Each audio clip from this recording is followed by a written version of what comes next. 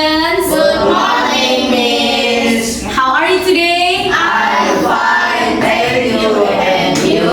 Alhamdulillah, I'm good. Oke, students, sebelum kita memulai pelajaran kita pada hari ini, Bu Guru minta satu orang untuk memimpin doa. Ya, silakan dipimpin Lutfi. Bersiap. Siap. Duduk yang rapi. Tangan di pada duduk yang rapi. Pipi rapi. Berdoa. A'udzubillahi minasyaitonir rajim. Bismillahirrahmanirrahim. Oke, baik, terima kasih Lutfi atas pimpin doanya. Oke, kelas 5 hari ini kabarnya baik semua. Baik, Bu. Apakah ada yang nggak masuk? Ada. Semua ya? Ya. Oke, alhamdulillah berarti semuanya masuk. Baik, hari ini bertemu dengan Bu Zara. Bu Zara mau menyampaikan sedikit materi mengenai layanan bimbingan dan konseling, ya. Layanan dan bimbingan konseling ini bertema mengelola emosi dan menjalin pertemanan yang baik. Kenapa sih kita melakukan layanan dan bimbingan konseling ini? Untuk apa tujuannya dan untuk apa manfaatnya? Kita akan tahu di slide selanjutnya. Ini ada tujuan pembelajaran kita pada hari ini. Pertama, ada peserta didik dapat menyebutkan macam-macam emosi. Yang kedua, peserta didik dapat menjelaskan cara mengendalikan emosi negatif ataupun nanti positif. Terus peserta didik dapat menunjukkan sikap empati dan kerjasama dengan teman. Nah, ini adalah tujuan dari pembelajaran kita pada hari ini. Baik, sebelumnya apakah sudah ada yang pernah melakukan layanan bimbingan konseling? Oke, karena yang lain baru pertama kali, oke. Karena pertama kali, jadi kita akan mengenal beberapa materi ya pada hari ini ya. Oke, dari materi layanan pada hari ini, Bu Guru akan menyampaikan 4 materi. Yang pertama, ada pengertian emosi, lalu ada jenis-jenis emosi, lalu ada cara mengelola emosi, dan yang terakhir ada cara menjalin pertemanan dengan baik. Nah, ini adalah materi layanan kita pada hari ini. Nah, sebelum kita masuk lebih dalam lagi, ya, Bu Guru mau menjelaskan sebenarnya apa sih, kenapa sih kita harus melakukan bimbingan dan konseling ini? Kenapa sih kita harus mengelola emosi kita gitu ya? Nah, jadi sebagai makhluk sosial, makhluk sosial tahu? Tahu. Ya, sebagai makhluk sosial, kita tuh hidup bersama dengan manusia lain, betul? Betul. Kamu hidup di lingkungan rumah, di lingkungan sekolah, itu pasti bertemu dengan orang lain, betul? Betul. Nah, nggak semuanya orang lain itu cocok sama kita, benar? Nah, Ya, nggak semuanya cocok, nggak semuanya bisa kita temani, dan nggak semuanya juga nggak kita temani. Jadi ada beberapa yang bisa kita pilih dan juga bisa kita hindari. Nah, tetapi walaupun kita bisa memilih atau cocok nggak cocok dengan teman, ya, tetapi kita bisa mengendalikan diri kita. Ya, pernah nggak ada yang mengalami konflik sama teman yang lain gitu, sama temannya yang lain? Ada nggak pernah? nah, Ada yang pernah nih? Enggak, oke, bagus. Berarti kalian termasuk orang yang normal. Kenapa? Karena kalau manusia normal itu pasti pernah punya konflik, ya. Manusia yang normal itu pasti pernah punya masalah, ya enggak? Enggak mungkin kita tuh hidup itu lurus terus, enggak. Pasti ada gejolaknya. Nah, nanti kita cari tahu kenapa ini terjadi dan apa sih penanganan yang tepat untuk diri kita sendiri. Oke, ini ada video yang akan ditayangkan, ya. Kalian akan mengerti apa itu emosi dan emosinya ada di dalam diri kalian. Kalian bisa lihat dari sini. Oke, kita play ya.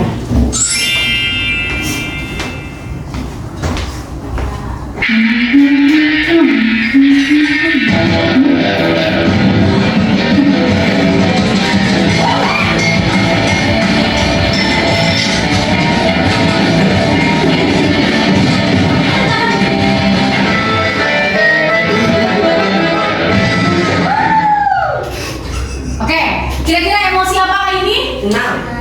Ya, tuh, lihat ya. Happy atau senang.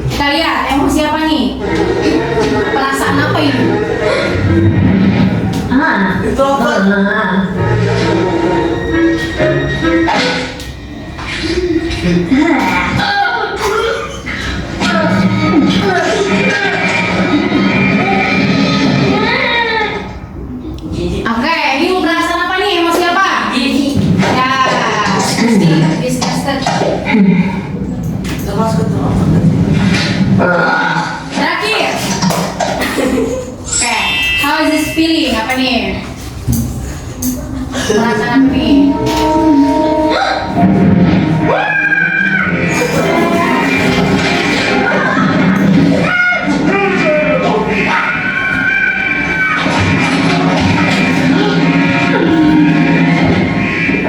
Oke, perasaan yang terakhir atau emosi terakhir? Takut, betul. Is scared. Oke.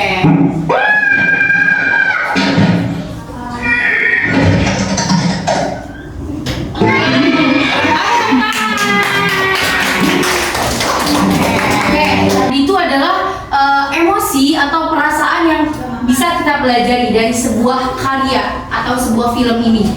Siapa yang udah pernah nonton film ini? Belum. Tunjuk tangan coba yang udah. Udah. Alif udah. Ya, di Oke. YouTube. YouTube. Oke, kamu Kak? Ini barusan. Baru nonton. Berarti baru tahu ya ada film seperti ini. Jadi Nggak tahu, itu udah. film animasi ya yang dibuat atau karya yang dibuat dengan tujuan adalah mengenalkan bahwa di dalam diri kita itu bukan individu yang satu, tapi kita tuh memiliki banyak sifat atau karakter. Ya, salah satunya adalah emosi.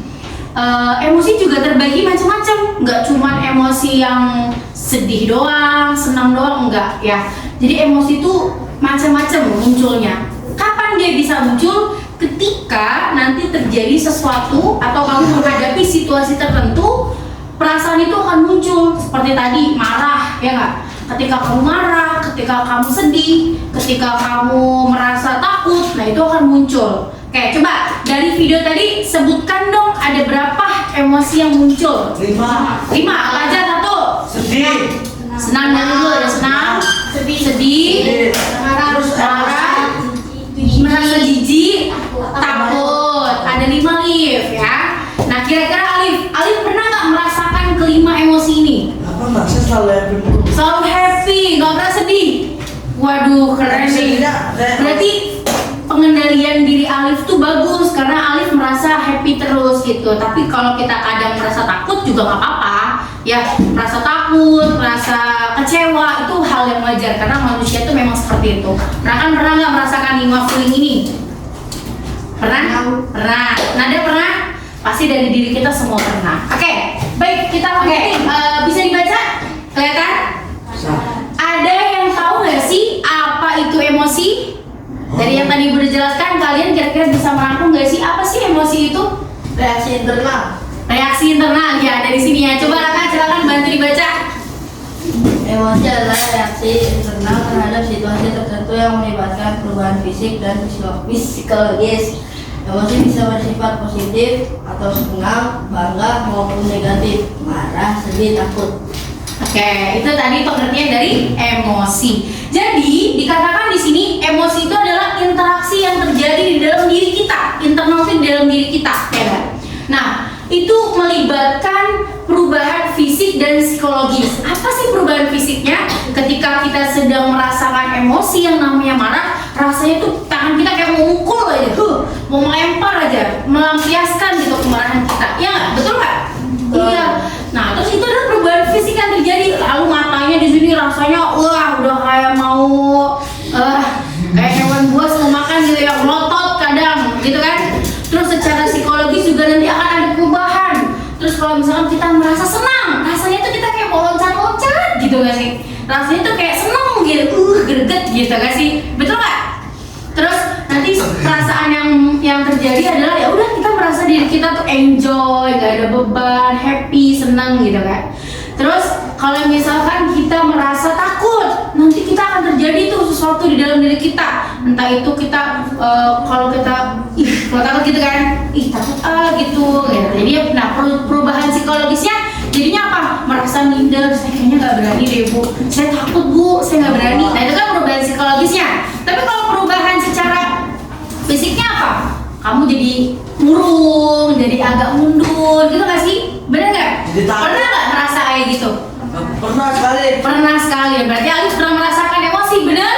Nah, tapi saya takutnya tuh apa namanya? Ini dulu. Apa? Takutnya campur-campur. Oh, perasaannya campur-campur. Nah, itu juga terjadi tuh di dalam diri kita. Kalau kamu nanti bisa nonton video yang tadi secara full, itu ada apa sih yang terjadi ketika kita merasa perasaan kita tuh bercampur.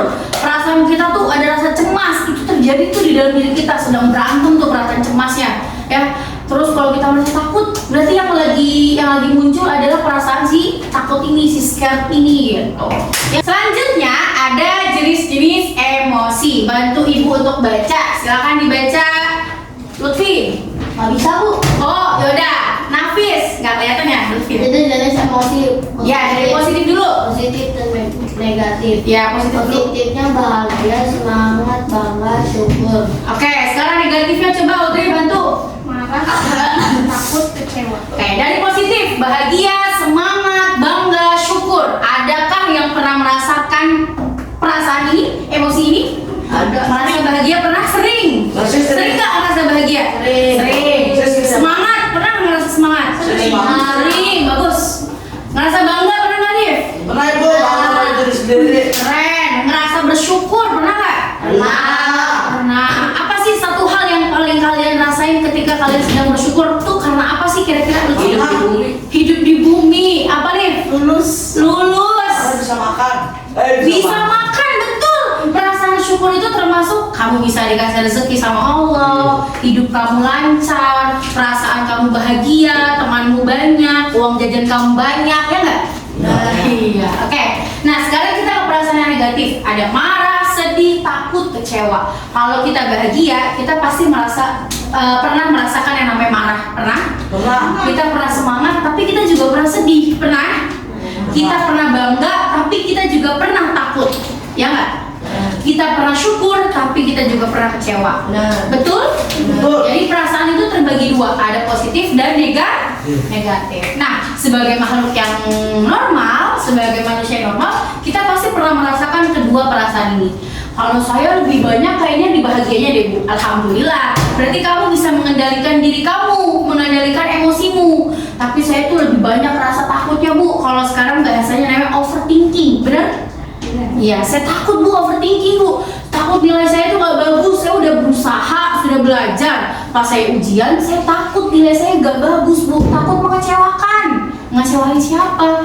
Ngecewain diri sendiri Bu. Padahal itu cuma perasaan negatif. Padahal kamu sudah melakukan yang terbaik. Itulah yang kamu bisa lakukan. Maka itu yang perlu kamu Syukurin.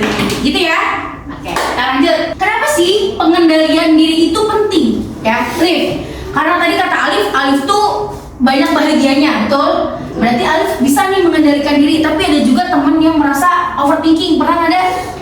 Sering. Nah, tuh kan. Tapi kenapa sih kita tuh perlu pengendalian diri? Nah, di sini ada pengendalian itu penting. Yang pertama, mencegah konflik. Konflik sama siapa? Sama diri sendiri dan sama teman. Kalau kita merasa diri kita paling hebat, paling superior, paling membanggakan, terus kamu nggak bisa mengendalikan diri kamu, ya nggak?